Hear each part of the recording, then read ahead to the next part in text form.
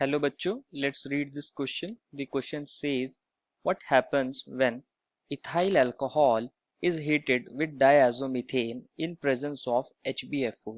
बच्चों इस क्वेश्चन के अंदर हमसे कहा गया है कि अगर हम इथाइल अल्कोहल को हीट करते हैं डायजोमीथेन के साथ इन प्रेजेंस ऑफ HbO4 तो हमें क्या मिलेगा। तो फर्स्ट ऑफ ऑल हम इस क्वेश्चन में की कंसेप्ट की बात करते हैं, क्योंकि यहाँ रिएक्शन हो रही है एक इथाइल अल्कोहल की विद डायजोमीथेन, तो हम यहाँ की कंसेप्ट बताएंगे कि हमारा क्या हो रहा है, reaction of alcohol with diazomethane, with diazomethane, या हम इसको लिख सकते हैं CH2N2, क्योंकि यही हमारा डायजोमीथेन होता है। इसको हम यहाँ ऐसे बोल भी सकते हैं। तो देखते हैं ये रिएक्शन होती कैसे। हमें क्या क्या कंपाउंड्स हैं, इथाइल अल्कोहल।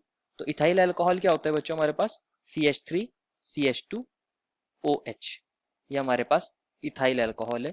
और अगर मैं बात करूं डायजोमीथेन की, तो मैं इसको ऐसे लिख सकता हूँ CH2N2, जहां N2 के ऊपर पॉजिटिव चार्ज होगा और CH2 के ऊपर नेगेटिव चार्ज होगा।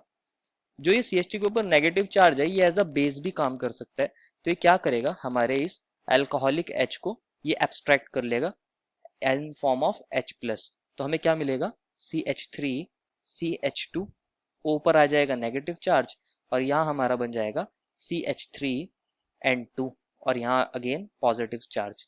अब क्या होता है बच्चों, ये जो हमारा एल्कोक्साइड आयन बना है ये क्या करेगा, इस CH3 पर अटैक करेगा और यहाँ से N2 निकल जाएगा।